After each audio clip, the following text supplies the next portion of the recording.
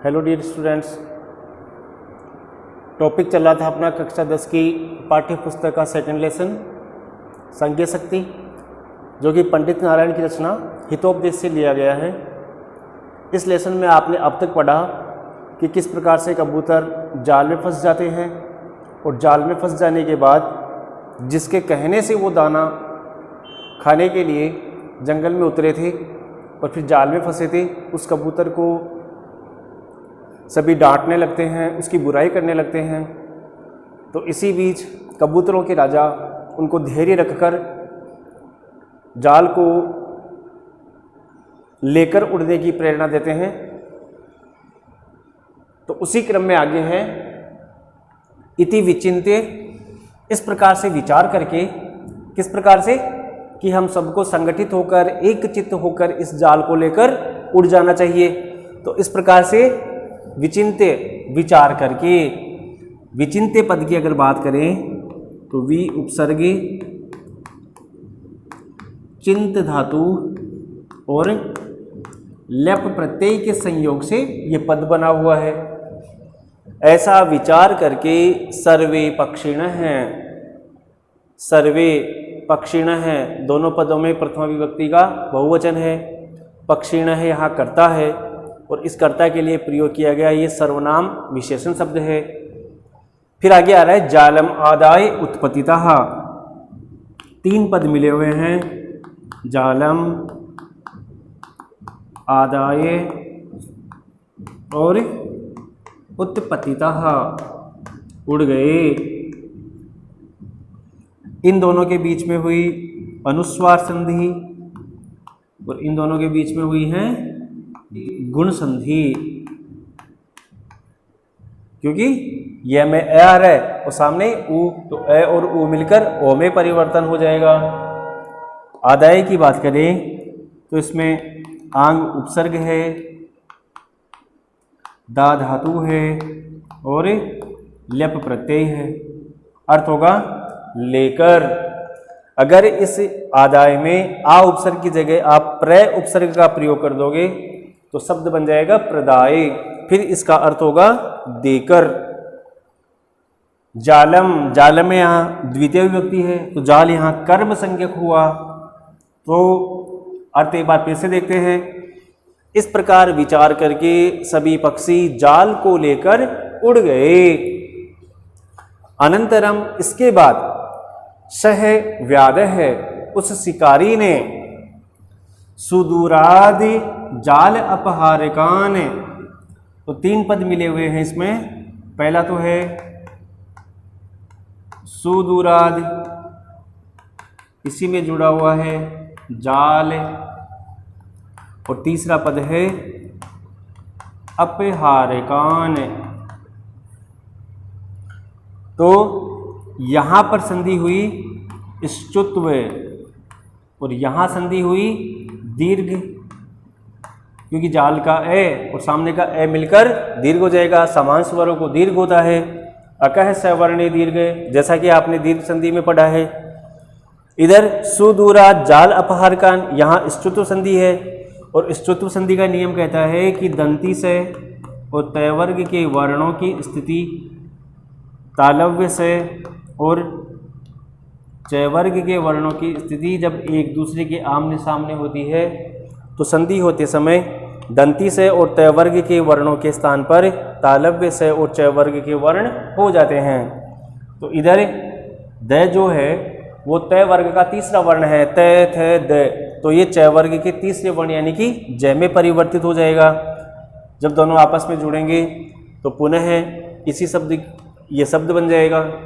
तो अर्थ हुआ उसके बाद वह शिकारी सुदूरा जाल अपहारकान, बहुत दूर से जाल को लेकर जाते हुए, तान उनको, सैतवते तम तऊ तान, तो तत्शब्द की द्वितीय विभक्ति का बहुवचन है और इस सर्वनाम पद का प्रयोग किसके लिए हुआ है? पक्षिण है, पक्षियों के लिए हुआ है। तो उसके बाद वह शिकारी या उस शिकारी ने बहुत दूर से जाल को लेकर जाते हुए तान उनको, अवलोक्य, अवलोक और लेप प्रत्यय, उनको देखकर पश्चाद धावनम अकरोत, पीछे दौड़ने लगा, पीछा किया। धावनम पद की अगर बात करें तो इसमें धाव धातु है और प्रत्यय जुड़ा हुआ है ल्युट। ल्युट प्रत्यय का यू भाग शेष रहता है और इस यू के स्थान पर युवोर नाकऊ, इस सूत्र से यू का अन्य हो जाता है। अन्य न पूर्ण है, यहाँ पर हलंत नहीं है, तो ये अन किस में जुड़ जाएगा? धाव में जुड़ जाएगा, शब्द बन जाएगा धावन। लुट प्रत्यांश शब्द सदैव नपुंसक लिंग में ही रहते हैं और इनके रूप फल शब्द के समान चलते हैं। तो जैसे फल का फलम, ठीक वैसे धावन का धावनम। ऐसे लिख धातु में जोड़ दोगे तो लिख का ई गुण में परिवर्तित होकर ले बन जाएगा और शब्द बन जाएगा लेखनम। चल में जोड़ोगे तो चलनम, हस से हसनम, पठ से पठनम, क्रीड से क्रीडनम। तो ठीक उसी प्रकार धाव से धावनम। अकरोत यहाँ क्रिया का पद है, क्री धातु का रूप है, लंग लकार है, प्रथम पुरुष का एक वचन है और इस अकरोत क्रिया का कर्ता कौन है? व्याध है। तो उसके बाद उस शिकारी ने बहुत दूर से उनको देखकर या जाल को लेकर जाते हुए उनको देखकर पीछा किया। और ततस्तेसु, ततस्तेसु में भी दो पद जुड़े हुए हैं, पहला है ततः है और दूसरा है तेसु। यहां कौन सी संधि हुई? सत्व संधि। सत्व किसका भेद है? विसर्ग संधि का। जैसे कि आपने पढ़ा विसर्ग के ठीक सामने जब तय और थ होते हैं, तय और थ वर्ण होते हैं, तो विसर्ग के स्थान पर दंत्य से हो जाता है। चय और छ हो तो तालव्य, ट और ठ हो तो मूर्धन्य से।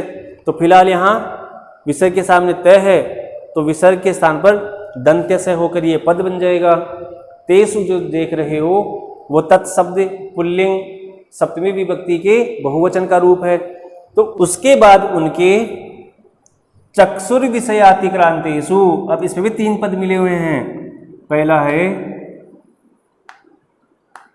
चक्षुः, दूसरा है विषय, फिर है अतिक्रांतेषु। तो इन दोनों पदों के बीच में संधि हुई रुत्व, यानी कि विसर्ग का क्या हुआ यहाँ पर? र। और विसर्ग का र कब होता है? जब विसर्ग से पूर्व ए और आ स्वर को छोड़कर अन्य कोई स्वर हो, ठीक सामने वर्ग के पहले दूसरे वर्णों को छोड़कर कोई भी व्यंजन वर्ण और स्वर हो तो विसर्ग का र हो जाता है। फिर है विषय अतिक्रांतेषु के बीच में ये का ए और सामने का ए दोनों मिलकर दीर्घ कर लेंगे तो यहाँ दीर्घ संधि हो जाएगी। और यहाँ पर है रुत्व और यहाँ पर है दीर्घ। तो उसके बाद उनके चक्षुः विषय अतिक्रांतेषु, आंखों से ओझल हो जाने पर, किनके? पक्षीसु, पक्षियों के।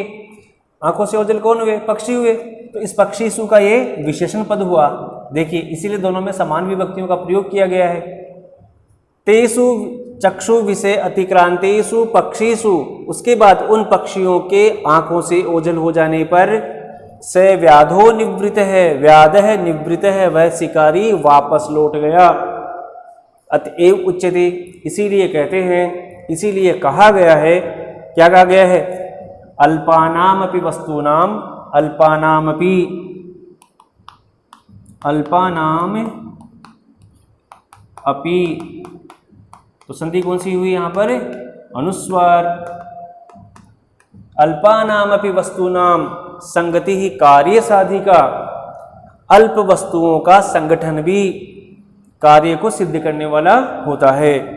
अल्प वस्तुओं का संगठन भी कार्य को सिद्ध करने वाला होता है। संगति मतलब संगठन, वस्तु नाम यानी वस्तुओं का, अल्प वस्तुओं का संगठन भी कार्य को सिद्ध करने वाला होता है। त्रिणहि, तिनकों के द्वारा, गुणत्वम आपन्न ही। इस गुणत्वम आपन्न की अगर बात करें तो इसमें गुणत्वम धन आपन्न ही, ये दो पद जुड़े हुए हैं। संधि है यहाँ पर अनुस्वार। हलंत मैं के सामने स्वर आ रहा है ना, तो ये स्वर मैं में मिल जाएगा। और अगर गुणत्वम की बात करें तो इसमें मूल शब्द तो है गुण और गुण में प्रत्यय जुड़ा हुआ है त्वय। त्वय प्रत्यय का त्वय भाग ही शेष रहता है। ये भी विशेषण शब्दों से भाववाची शब्दों की रचना के लिए प्रयोग किया जाता है। त्वय प्रत्यांश शब्द भी नपुंसकलिंग में ही रहते हैं। गुण में जोड़ा तो गुणत्वम, मधुर में जोड़ोगे तो मधुरत्वम, शुक्ल में शुक्लत्वम, कृष्ण में कृष्णत्वम, देव में देवत्वम, पटु में पटुत्वम। तो इस प्रकार से विशेषण शब्दों से भाववाची पदों की रचना के लिए त्वय प्रत्यय का प्रयोग होता है। तो ये बात तो हुई इसकी संधि की। अगर इसका विग्रह करना हो, ये सामासिक पद भी है, तो सामासिक पद का अगर विग्रह करना हो इसका, तो विग्रह होगा गुणत्व में आपन्न ही इति। समास हो जाएगा द्वितीया तत्पुरुष, अर्थात जब तत्पुरुष समास के समस्त पद का विग्रह करते समय पूर्व पद में द्वितीय विभक्ति का प्रयोग हो तो वह द्वितीय तत्पुरुष समास कहलाता है।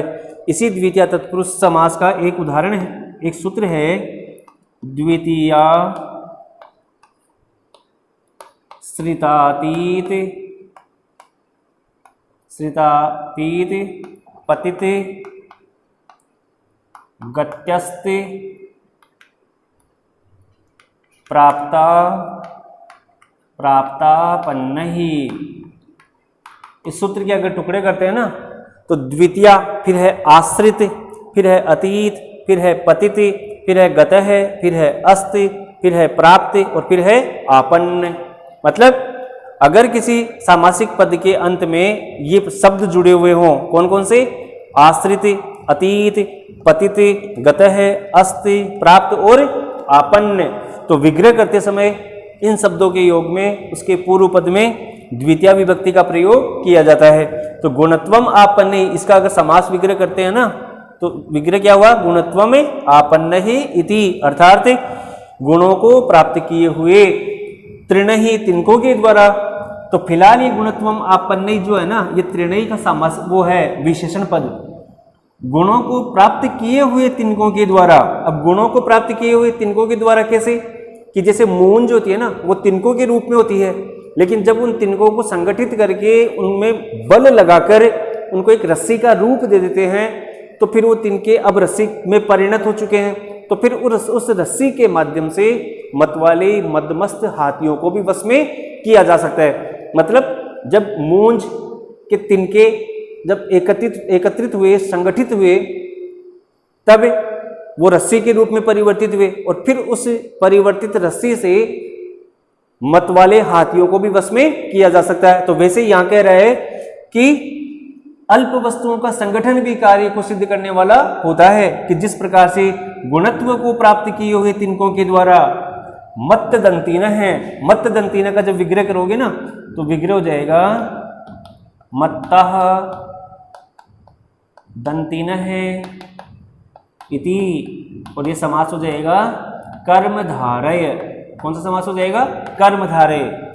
पूर्व पद विशेषण है और उत्तर पद विशेष्य। मत्तः मदमस्त मतवाले, दंतीन है हाथी, ऐसे कृष्ण सर्प है, कृष्ण है सर्प है, ऐसे पीतांबरम पीतम अंबरम इति, चतुर्बालक है, चतुर है बालक है इति। तो ये किस समास के उदाहरण है? कर्मधारय के। तो गुणत्व को प्राप्त किए हुए तिनकों के द्वारा मदमस्त हाथियों को भी बांधा जा सकता है। तो इस प्रकार से ये अपना लेसन कंप्लीट हुआ। फाइनली इसका एक बार हिंदी ट्रांसलेशन में फिर से रिपीट कर देता हूं कि इस प्रकार से विचार करके सभी पक्षी जाल को लेकर उड़ गए।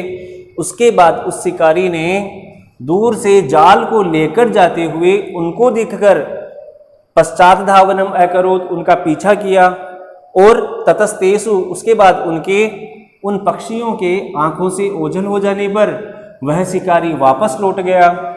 इसलिए कहते हैं कि, या इसीलिए कहा गया है कि अल्प वस्तुओं का संगठन भी कार्य को सिद्ध करने वाला होता है। जिस प्रकार से गुणत्व को प्राप्त किए हुए तिनकों के द्वारा मतवाले हाथियों को भी बांधा जा सकता है। तो इस प्रकार से अपना लेसन समाप्त हुआ। मैं एक बार फिर से कहना चाहूँगा कि पाठ से संबंधित जो भी व्याकरणात्मक टिप्पणियाँ बोर्ड पर लिखी जाती है उनको फिर कॉपी में नोट करें, ताकि रिवीजन करते समय इन शब्दों से संबंधित किसी भी प्रकार की समस्या का आपको सामना नहीं करना पड़े। तो आज की कक्षा में इतना ही। आगे हम इसी लेसन के अभ्यास प्रश्न देखेंगे। तो तब तक के लिए थैंक यू, धन्यवाद।